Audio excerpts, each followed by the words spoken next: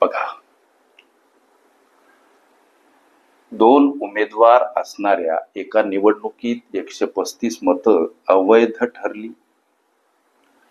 यशस्वी उमेदवाराला वैध मतांच्या 70% मतं मिळाली आणि तो 40,000 मतांनी विजयी झाला. तर एकूण मतदान किती झालं? प्रश्न समजेल अशा भाषेमध्ये समजावून सांगा सर. लेकरांनो लक्ष द्या, इथं लिहा उमेदवार. उमेदवार पैकी एक निवडणूक जिंकलेला, दुसरा निवडणूक हारलेला. या यशस्वी उमेदवाराला वैध मतांच्या 70% मतं मिळाली. याचाच अर्थ वैध मतांच्या 30% मतं या हारलेल्या उमेदवाराला पडली. लक्ष द्या, यशस्वी उमेदवाराला वैध मतांच्या 70% मतं मिळाली आणि तो 40,000 मतांनी विजयी झाला. हा निवडणूक जिंकलेला उमेदवार 40,000 मतांनी विजयी झाला. प्रश्न मनाशी असा विचारा की तो किती टक्के मतांनी निवडून आला. या प्रश्नाच्या उत्तरासाठी लेकरांनो या टक्केवारीची वजाबाकी करा. अर्थात 70% वजा 30% बराबर 40% मतांनी हा निवडणूक जिंकला. निवडणूक जिंकला.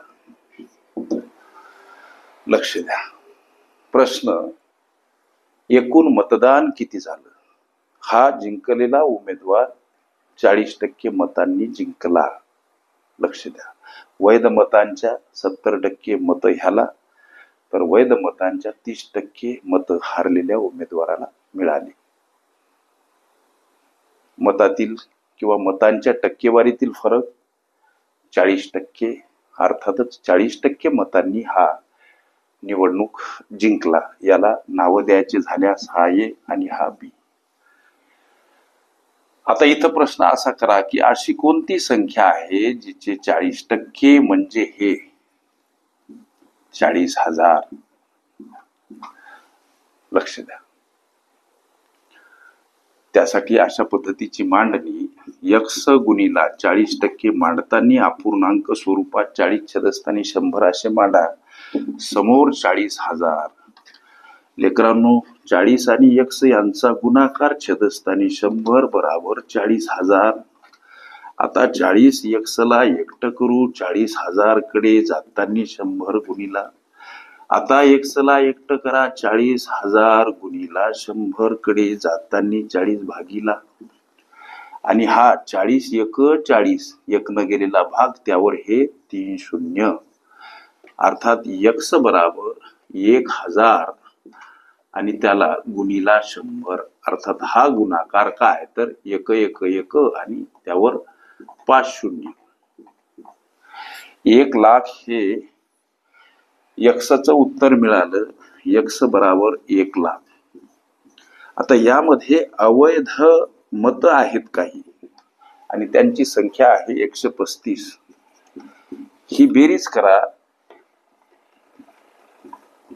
1,00,135 हे असेल एकूण झालेलं मतदान आणि हे या प्रश्नाचं उत्तर लेकरांनो पर्याय क्रमांक सी मध्ये दर्शवलेलं आहे. ओके. निवडणुका ही माझी प्लेलिस्ट अवश्य बघा. त्यामध्ये विविध स्पर्धकांनी विविध अंकांनी विचारल्या संभाव्य अशा असंख्य प्रश्नांचा सराव तुम्हाला करता येईल. ओके.